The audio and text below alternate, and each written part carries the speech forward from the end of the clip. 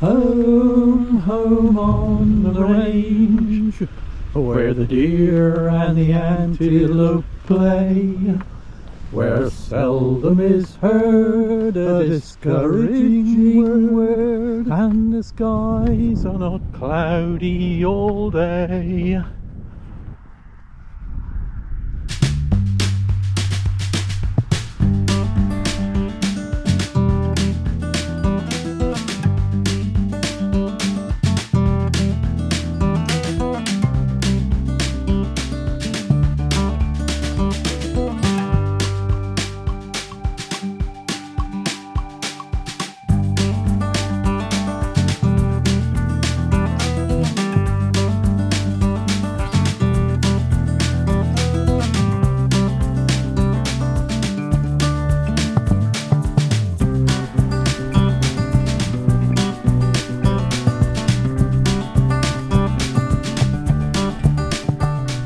Well, good morning and a happy new year.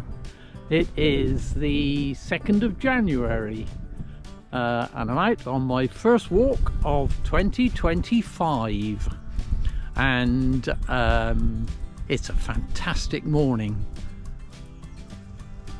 with a clear blue sky. And if you know Dorset, you'll know that I've started the walk from near Kimmeridge. And it's crazily busy. I don't think I've ever known so much traffic at Kimmeridge.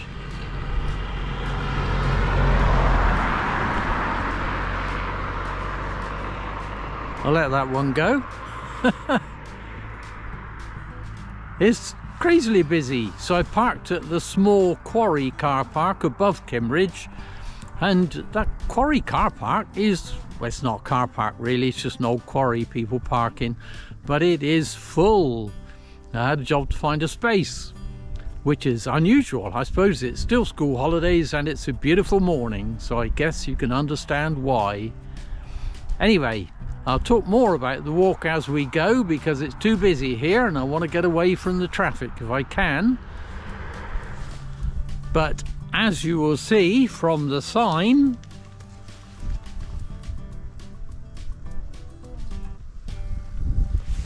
I've already hit a problem because the route I was going to take is closed.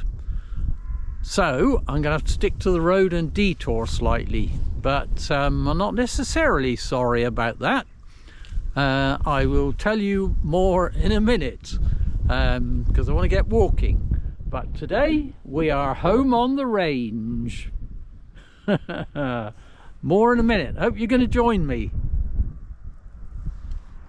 So yes, my route actually takes me down through this field. There's a stream at the bottom which you can cross on a bridge in theory and then climb up to the church, which is Steeple Church. But the bridge apparently is closed. I'm not that sorry anyway, because this is a horrible field. It's one of those claggy fields and mud sticks to your feet and your boots, something chronic.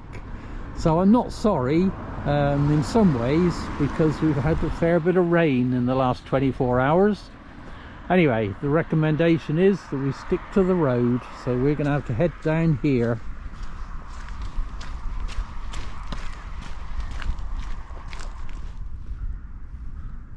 So if you look at that mud, you can see why I'm not sorry not to be going that way, because that is thick and it's not long been ploughed. So that would be a pretty horrible route to walk across.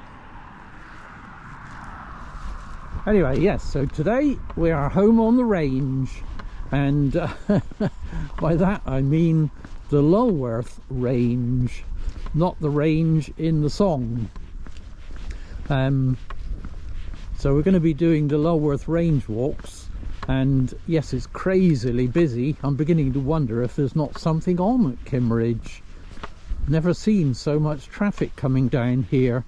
Could be just that it's the 2nd of January, I suppose, and people are making the most of the sunshine, I guess, to get out. And of course it's still school holidays.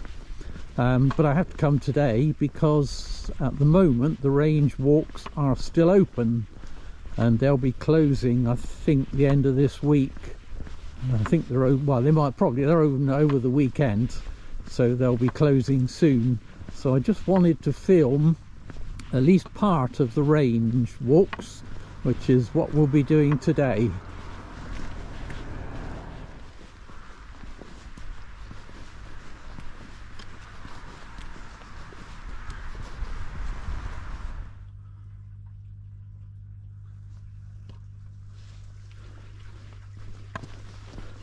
So by a somewhat circuitous route, we're going to head off into Steeple, which is our first point of interest on this walk. Normally, as I say, I'd across the field and come in the other end of Steeple, but I'm having to detour off my route.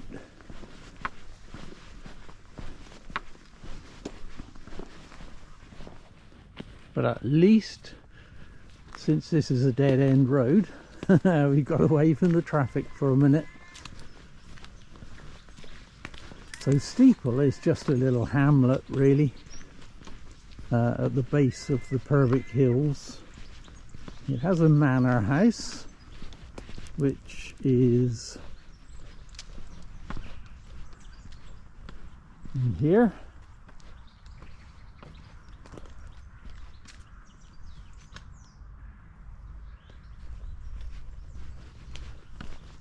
And it has a church. So we're going to go and have a look at the church. A little detour from my route, as I say. I'm sorry, I'm shooting straight into the sun, which is not great. But the church is here. That's Steeple Church. And those astute people will notice it has no steeple. So Steeple Church is an oxymoron. But it's a church with a bit of history and a bit of interest. So let's pretend we took the route I was intending to take, which is across this field and the muddy field the other side, of course. That's where we would have come out, right opposite the church.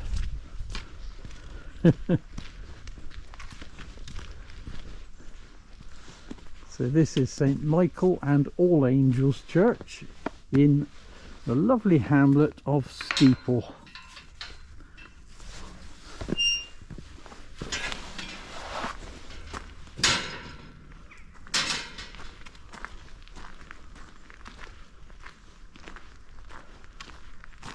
And I hope the church is open.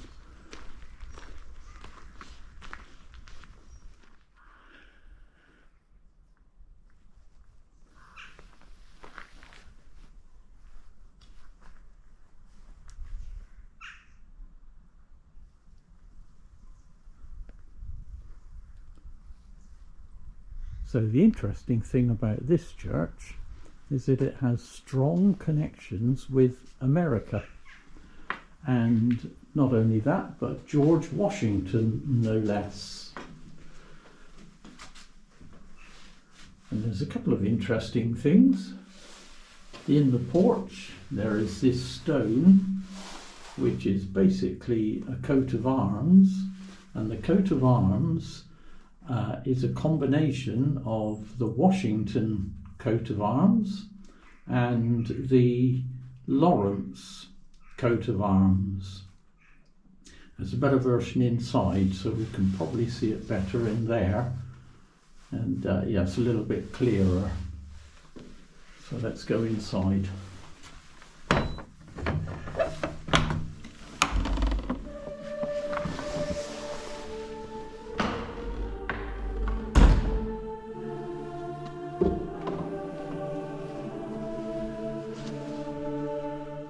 So the coat of arms inside is actually in the ceiling.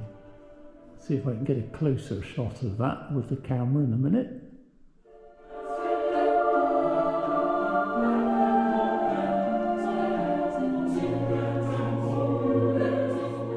So So the coat of arms is quartered, and the second and third quarter, which is the top right and bottom left, as you can see, comprises of 3 stars and 2 stripes.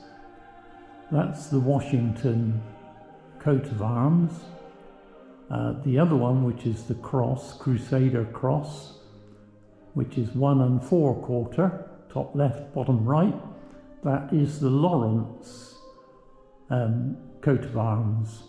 So it's a combination of those two which makes up the coat of arms in this church. And the reason for that is that Agnes de Vessington, who was an heiress of the Washington family, married Edmund Lawrence, and they moved to Steeple in 1540.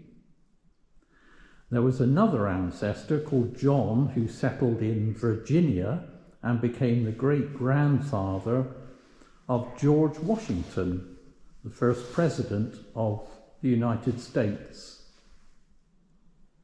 And there is another connection as well, and that is that during the Second World War, obviously the firing range, MOD firing range, was used by Americans as well as English. So it is thought that the Americans used to come and worship in this church. And a few years ago, 1977, the mayor of Washington sent a flag, this flag, to the church, and it was a kind of recognition really of the connection between the two families linking together, and effectively America and the UK linking together. And there is also this lovely barrel organ. So it had 3 barrels according to that sign, each containing 12 tunes.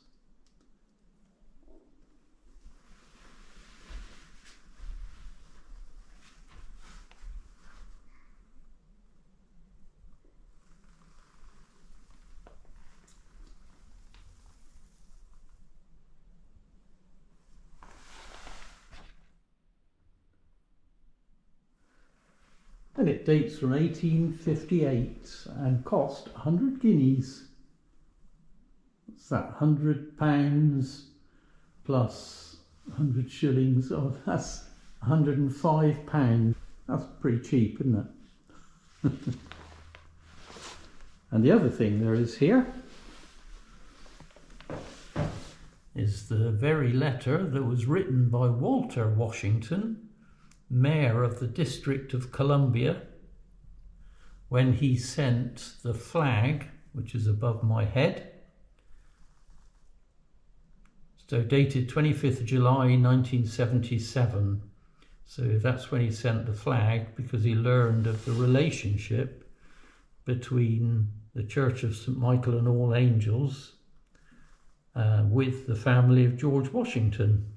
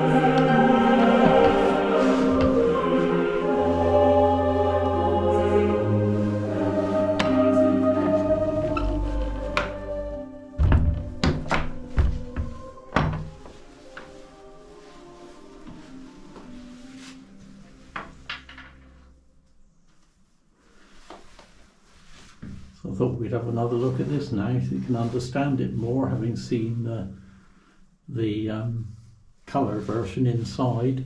So we've got stars and stripes, those 2 quarters, and we've got the cross on those 2 quarters, and on the top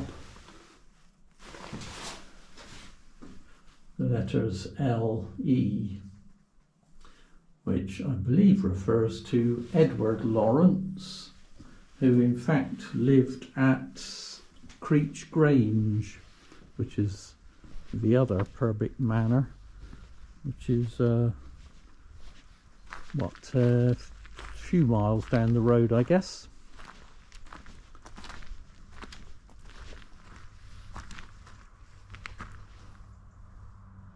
So that is the lovely church at Steeple, with its deep connections with George Washington and of course the United States. And it's in the middle of nowhere in a tiny hamlet in the Isle of Purbeck.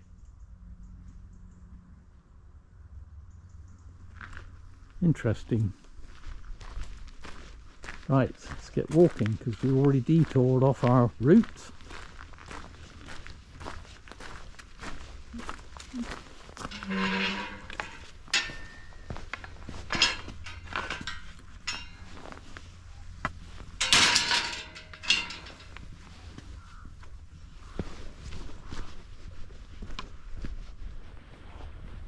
So we're going to retrace our steps now. I have a bit of road walking to do, unfortunately, for the next part, because I need to get up to the top of the Purbeck Ridge. That's the ridge which you can see in front of us. That's the Purbeck Ridge, which goes right the way from that end would be Ballard Point, not far from Old Harry. That end is goes to Flowers Barrow, which is a hill fort right at the end of the Purbeck Ridge. Now I have filmed the Purbeck Ridge, most of it. The only part I've not filmed is the westernmost part, because that goes through the firing range. Hence why I'm here today, because I want to film the rest of the Purbeck Ridge. So we're going to go climb up onto the top there via the road, because there isn't a path from here. And to be honest, with the conditions today, it's probably no bad thing to be on the road for a little while. Then I'm going to follow the ridge all the way along to its western extremity, and then we're going to drop down to Woburgh Bay, and then climb up over another headland to drop down into Kimmeridge Bay, and then back up to the car, of course, which is above Kimmeridge Village. So that's the plan for today. Short daylight hours, of course, and I've already added a mile or so to the walk because of having to detour with the broken bridge.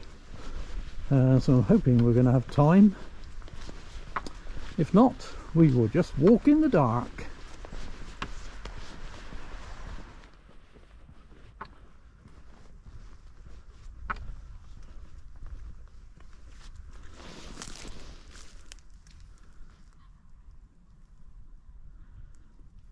That's a glorious day.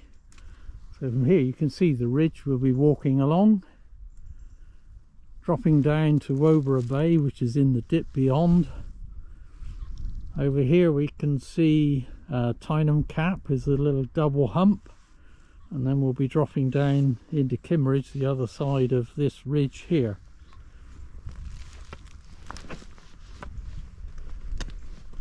But we're still on the road for a minute. Going to go off-road in a minute to climb up the side of the hill onto the top of the ridge. And it's warm. Now I'm walking. So I'm off road again, which is good, and got this steep climb up to the top of the ridge, and I'm going to come out at Creech. There's a little parking area there that I'm going to come out onto, and the good news is I'm going to pick up a companion there, as my son Paul is coming to join me, and he's going to walk the rest of the walk with me, so that's really cool. I have to say, my ankle's really bad today.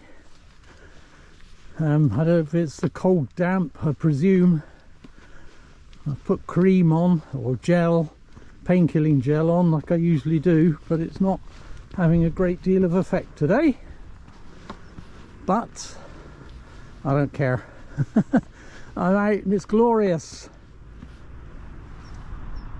And we got views.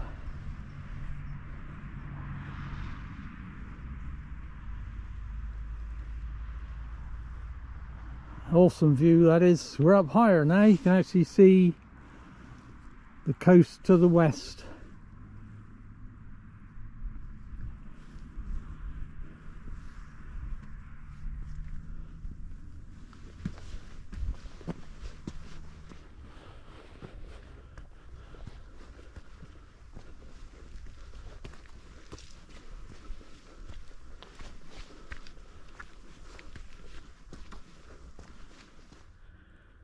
And if we look back, you can see Steeple Church with its tower poking out of the trees. That's where we just come from, and you can see the path which heads east, climbing up over that ridge over there, which would go up to Swire Head, and I'm parked somewhere below that. So we've crossed the valley and heading up onto the ridge. Oh, and you can see actually Portland in the distance through the gap.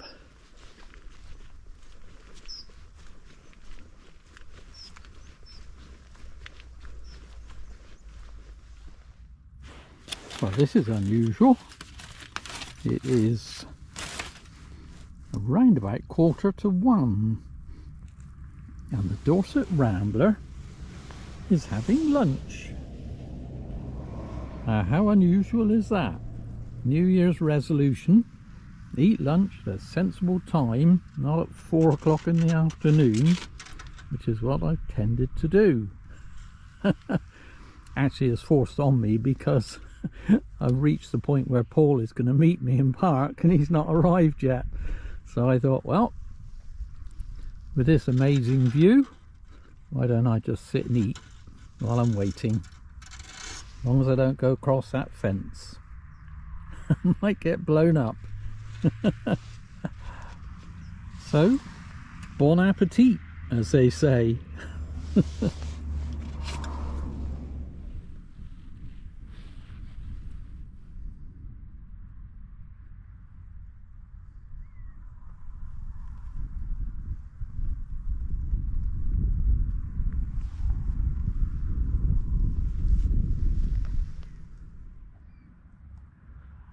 Well, lunch is over and we're underway again. And this time I am not alone. Hello.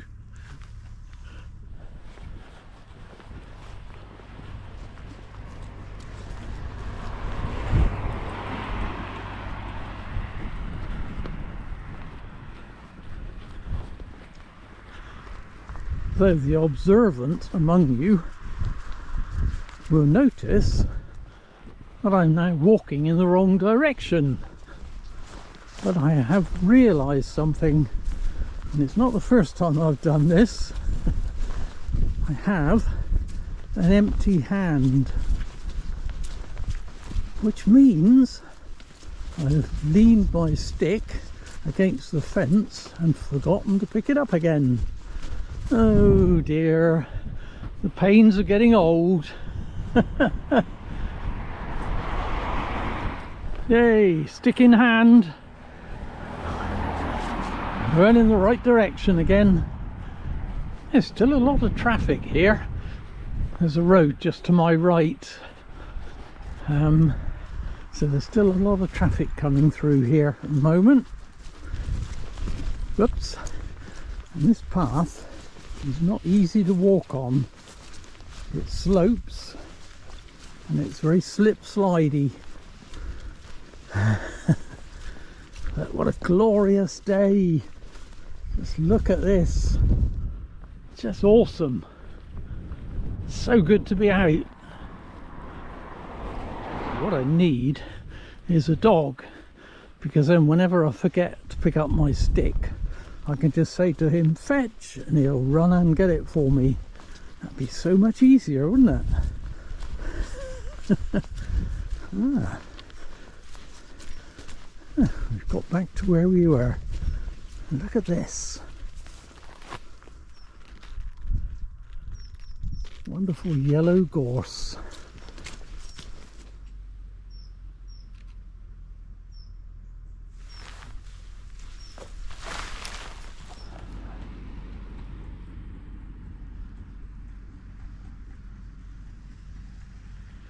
So from here you can see the Purbex. We're on the ridge here, of course.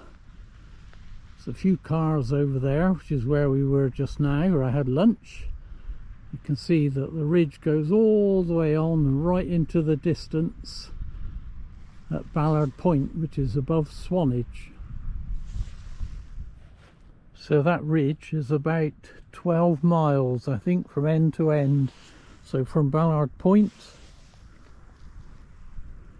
all the way down to this end, which we can't see because we're going over a hill here, and it's about 12 miles.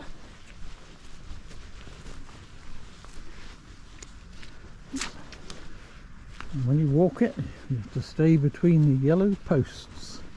Doesn't apply to sheep, of course.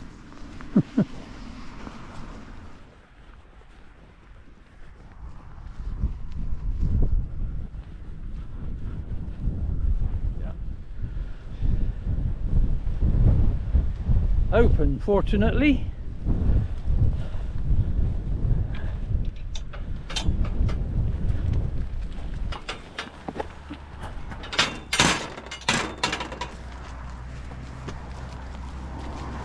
Right. So it should get a bit quieter now in terms of traffic, because we will veer away from the road.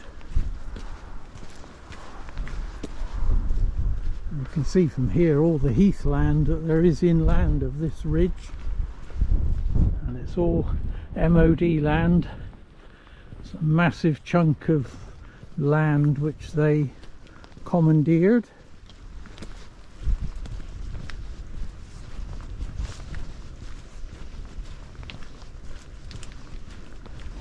And the ridge continues ahead of us.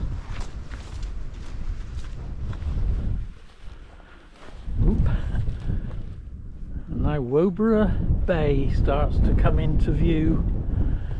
Woburgh Tout, we'll see that again in a minute. And down here, glinting in the sun, you can see all the cars down there. They're in the car park at Tyneham Village, but we'll see more about that in a minute. But the views are starting to open out. Oop, on both sides, says he, tripping over a bramble.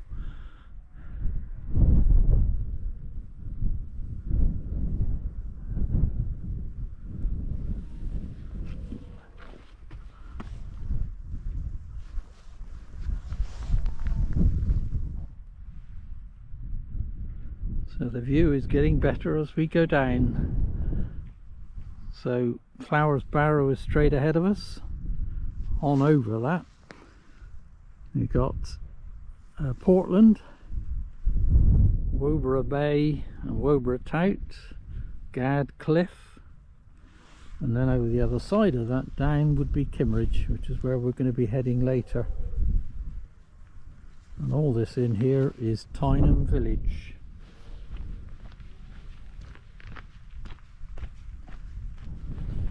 So Tyneham itself is really interesting. Of course, we're not going to go there today. I think we're kind of circling round Tyneham, but I will go down and film that at some point.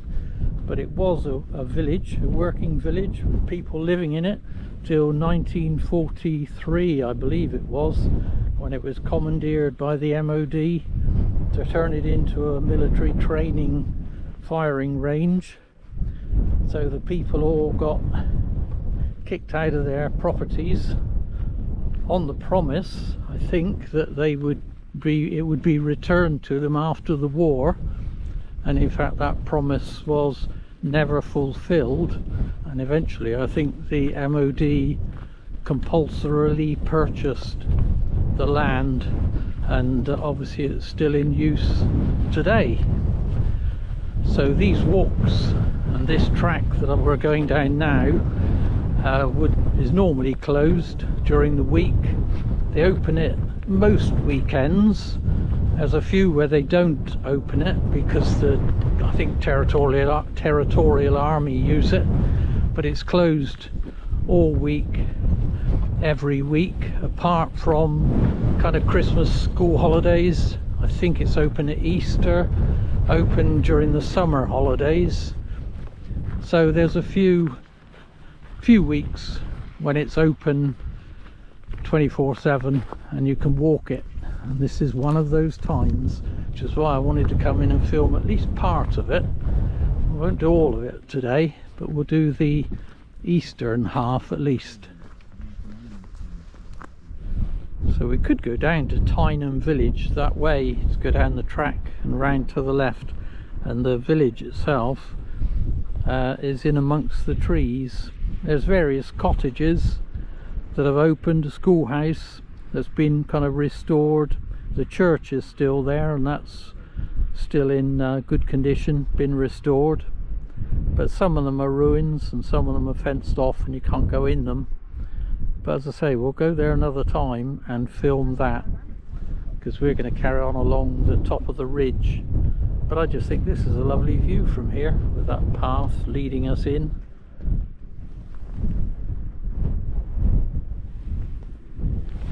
Right, howdy. So we're still making our way along Whiteway Hill.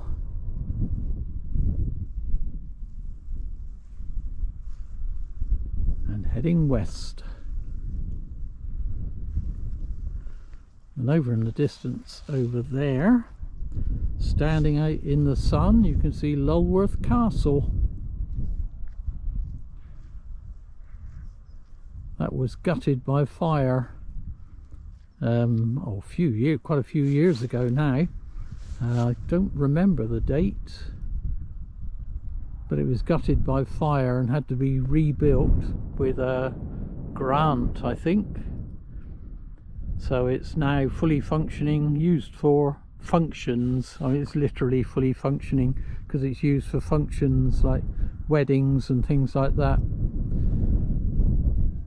But we are continuing to walk this way towards Flowers Barrow.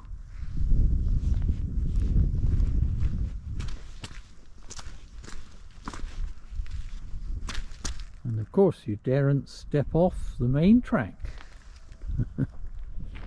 It's got noticeably quieter now that we've got away from the road and the traffic. The only thing is we're a bit exposed now, so it's picking up a bit of wind noise, I think.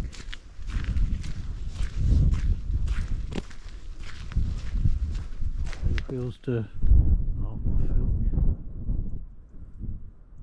yeah, there's no hills to focus on, is there?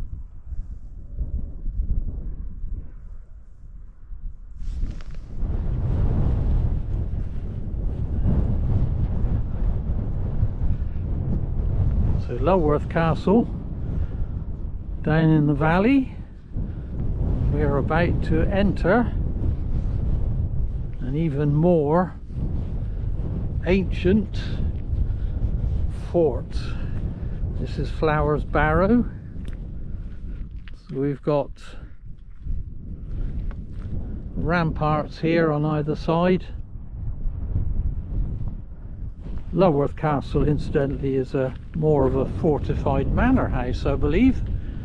I don't think it's actually a castle. But we are now entering Flowers Barrow Hill Fort, which is right at the western end of the Purbeck Ridge. It has, of course, amazing views.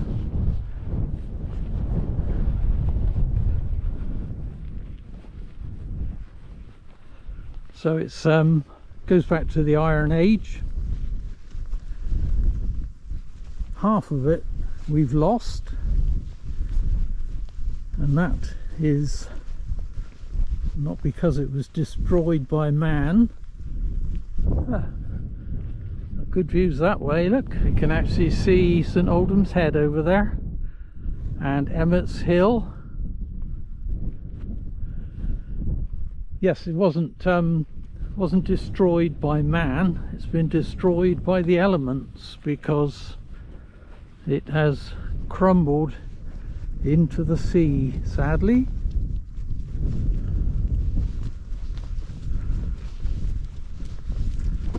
So probably half of it, I think, has been lost.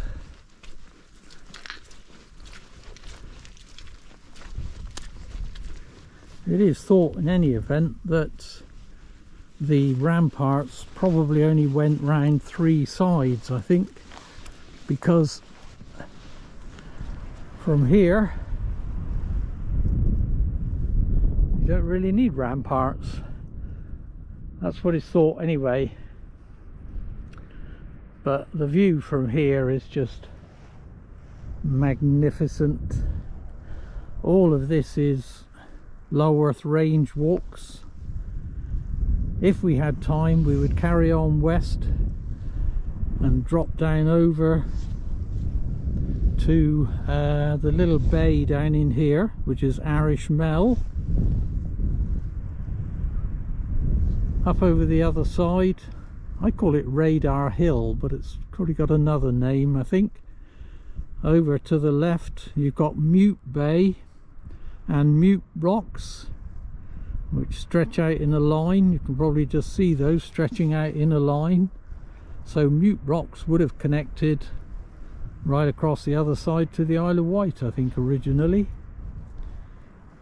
And then in the distance, obviously, we've got Lulworth. Such a fabulous view, that is. Now if we swing round to this way,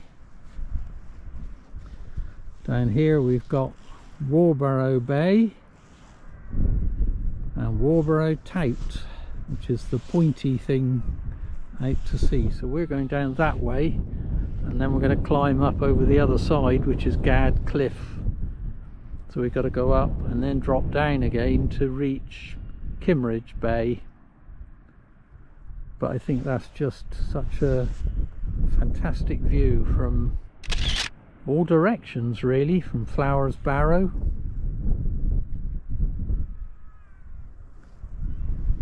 And if we look in this way and swing round, you can see the whole of the Purbeck Ridge now, because we've got where we've just walked along Whiteways Hill right the way through to Ballard Point, which is way in the distance above Swanage, about 12 miles if you walk that end to end. So although we're not actually going any further west, we're going to walk just over to the other end of Flowers Barrow, and then we can get a look west down into Arish Mell, I hope. I think you can see Arish Mell from the other side, and then we'll retrace our steps. So it's actually a large hill fort, this is. You can see the rampart over here still. I'm still in the fort, I haven't reached the western end yet.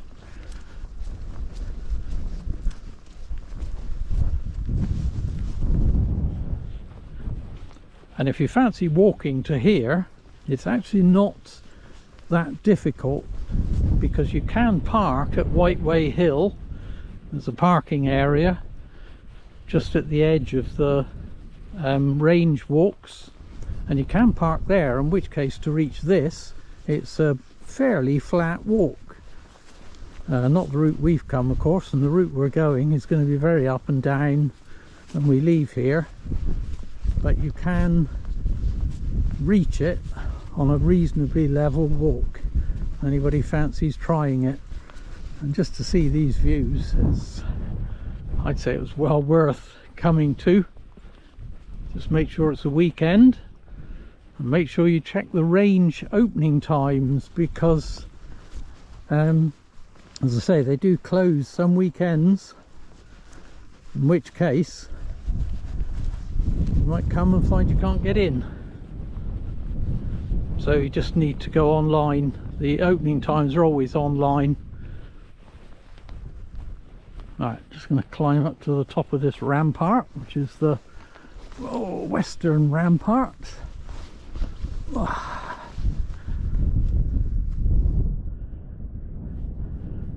I can see the ramparts here. Lulworth Castle, of course, over there.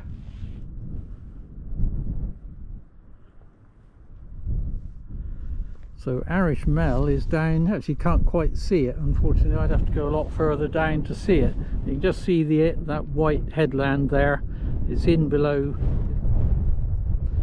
So Arish Mell is actually, you can't access the beach.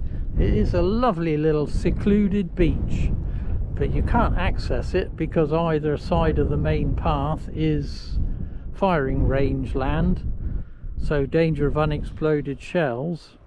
But the other thing with Arish Mell, and partly the reason I think why it was closed off to the public, is because it's the outlet for a 6-mile pipeline that comes from UKAEA Winfrith, the Winfrith Atomic Energy Research Establishment, which is inland. 6-mile pipeline which comes out at Arish Mell, goes I think a couple of miles out to sea to drain the non-dangerous effluents, I believe. The research establishment of Winfrith is being decommissioned. I don't think it's finished. At one time there were 200 people working on the decommissioning of it, but I think they're down to a handful now, so I presume it's still going on. But I'll tell you what's interesting if you want to have a look at it, and that is that online there is a video which actually covers the laying of the pipeline. It was 1959 that the 6 miles of pipes were laid, including the ones that go out to sea, and there's a video online of that 1959 video, which is really interesting. I recommend you have a look at that. I will put a link to the video in comments, because I think it's fascinating. Just the fact that it's 1959 makes it interesting how they did it. Anyway, I'll put a link up so that you can see. But that is a wonderful view, but we've got to head back this way because we're going on down there.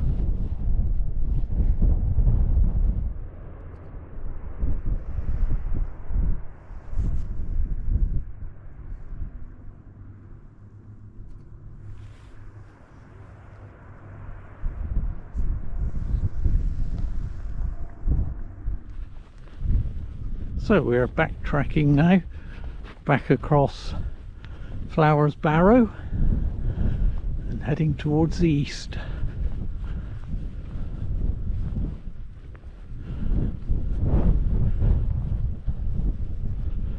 Look at that fabulous view, absolutely amazing.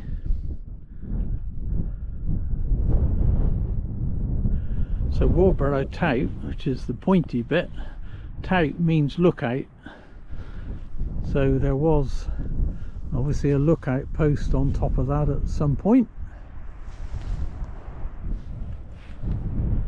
And Warbarrow gets its name from weird, don't know how you pronounce that, but that means watch, and Beorg, which means mound. So I guess it's watch mound and lookout.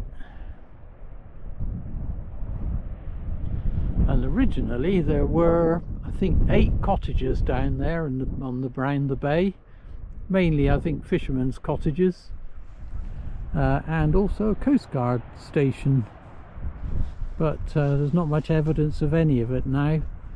There are historic pictures of the cottages. If I can find one, I'll put one up.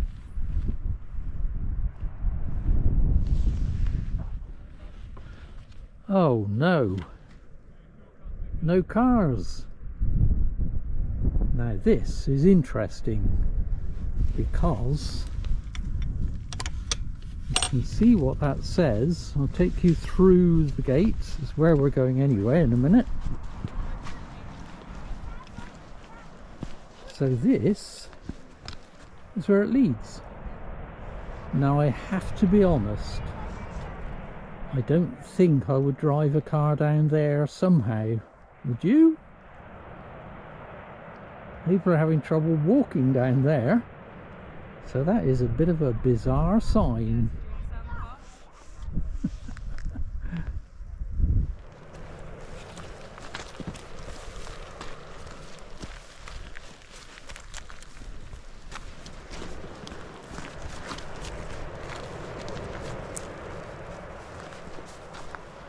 So I thought this was going to be the easy and the quick part going down here, but it's actually quite slippery. So you kind of have to go careful.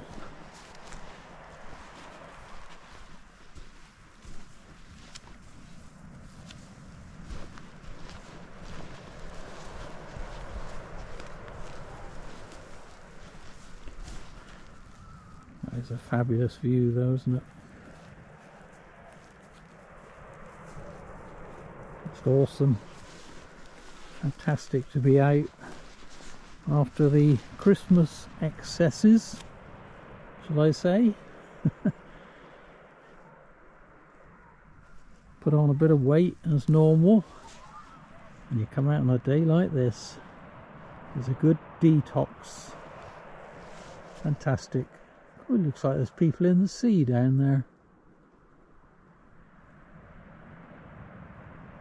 There is. There's people in the water. Can't believe that. That must be cold.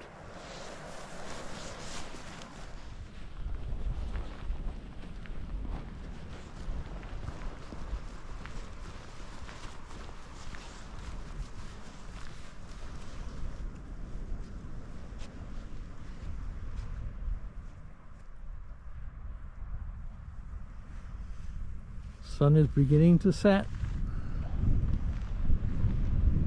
Hopefully we've got an hour or two yet, or an hour, because we've got to get up over and down the other side.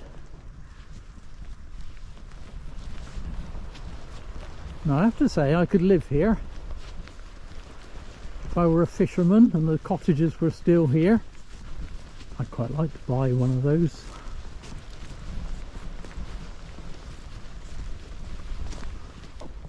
What was it called then? Oop. This place. Warborough Bay. What, that's what the village was called? Yeah.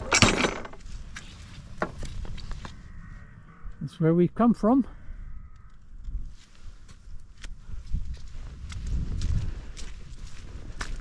Yeah, Warborough Bay. I guess it's probably part of Tyneham. Yeah. But obviously they closed it all off together. The cottages here have gone, although the Tyneham cottages are still around. These cottages are pretty much gone. I can't think if they were ever here in my day. Probably, don't know. What was it, 1943? I wasn't born, so I guess they wouldn't have been here.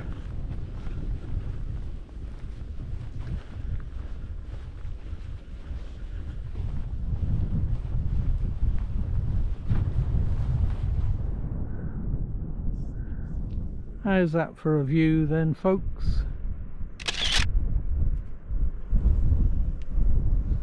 Mute Bay, Mute Rocks, Mute Bay. I can't think what the name of that hill is. Arish Mell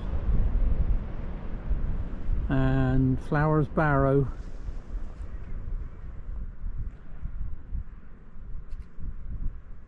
That's awesome.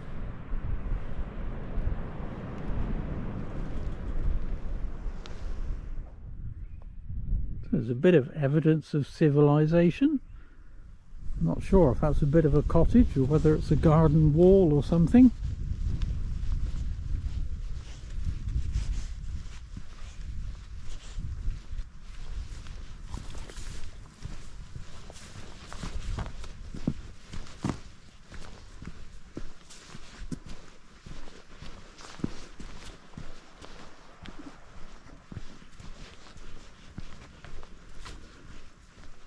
So from down here you can see how big and bulky Woburgh Tout is. It actually stands out quite tall from down here as opposed to from the top when you're looking down on it. Oh, look at that light. Wow, that's awesome.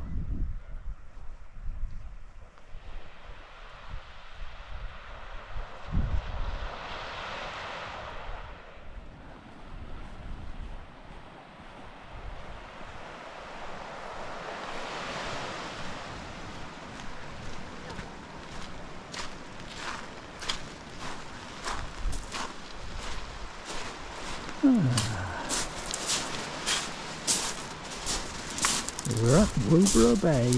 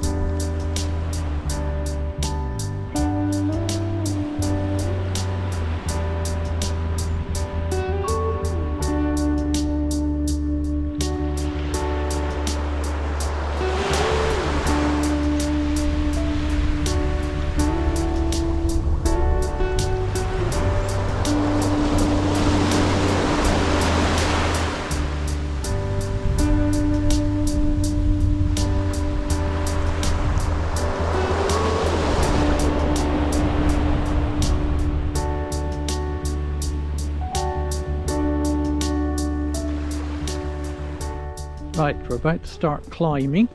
I just want to come across here,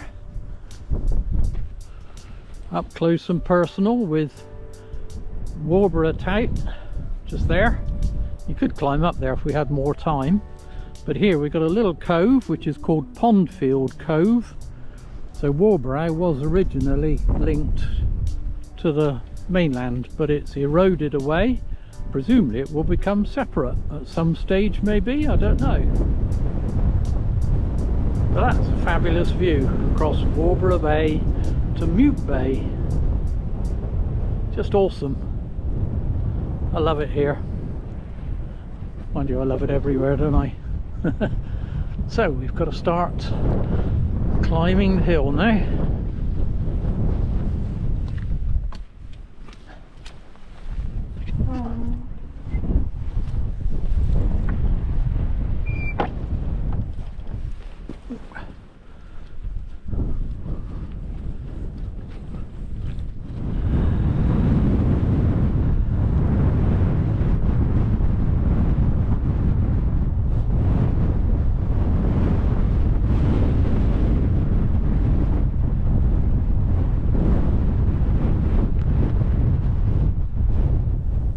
Got a tough climb that was, because it's not only it's a bit steep in places, but it's also quite slippery, so it's not easy. But we're flattening off a little bit now as we carry on up here.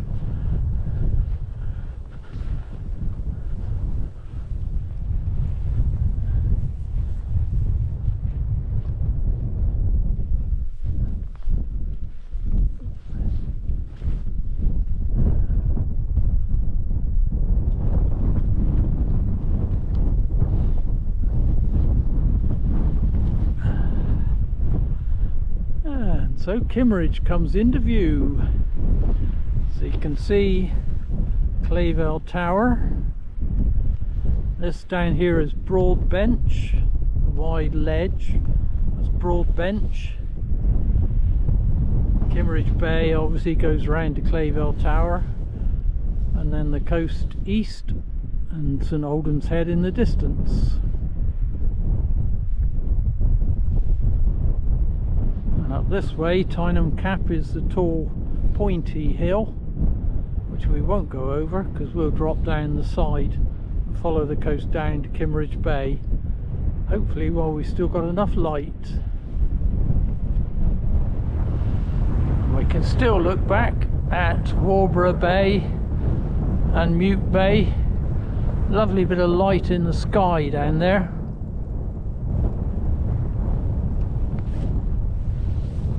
We're leaving that behind. That's where we were earlier on, across the ridge.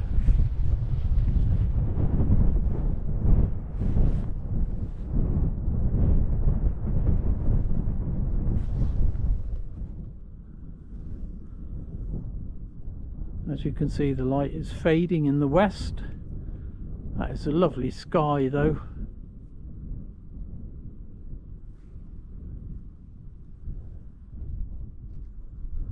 That's the ridge we were on earlier on.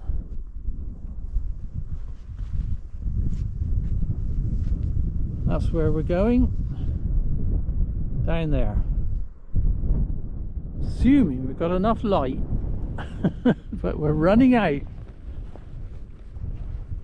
It's a stunning sky, isn't it? It's amazing, isn't it? Yeah.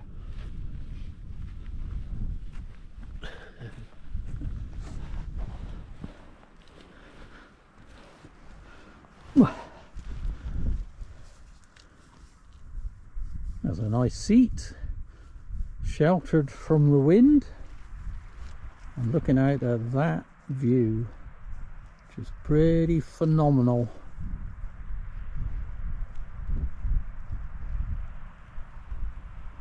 Still a bit of light in the sky, but we've decided on a change of plan here. Our original idea was to follow this track round and down, right down to Kimmeridge Bay, but in fact we're going to run out of light, I think, and we want to get the sunset sky, if we can, from a decent viewpoint. So what we're actually going to do is climb up over to Tyneham Cap, which is the pointy hill, because we think we'll get a good view, hopefully from up there. I think you get a good view of back to where the sun's setting. Well, the sun has already set, but we've still got a nice bright sky, so we'll get a decent sky. And then I think it's a straight walk along the ridge back to the car, but I'm going to need to sign the video off fairly soon, because I think with the diminishing light it's not going to come out that well on the video.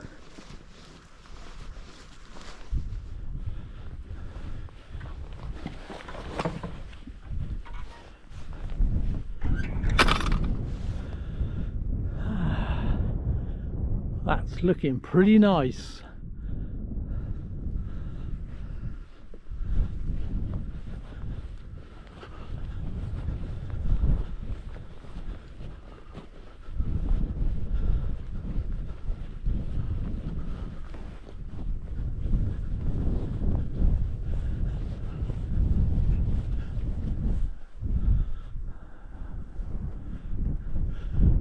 There's a lovely new moon up there.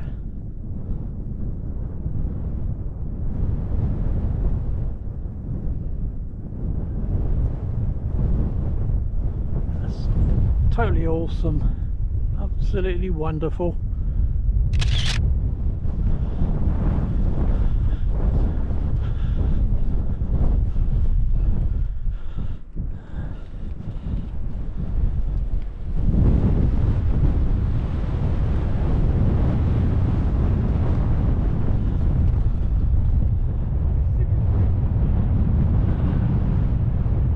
One last look at that lovely sunset sky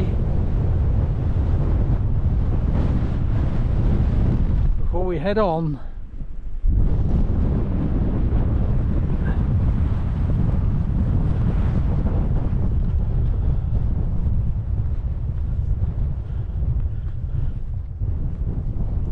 So down there, if it comes out, we've got a broad bench in Kimmeridge Bay,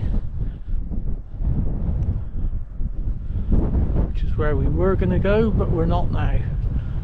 We're going to head straight along the top. So I'm parked roughly where the car lights are in the distance, if you can see that on the video. Well, I think I better sign the video off now. My hands are frazzled.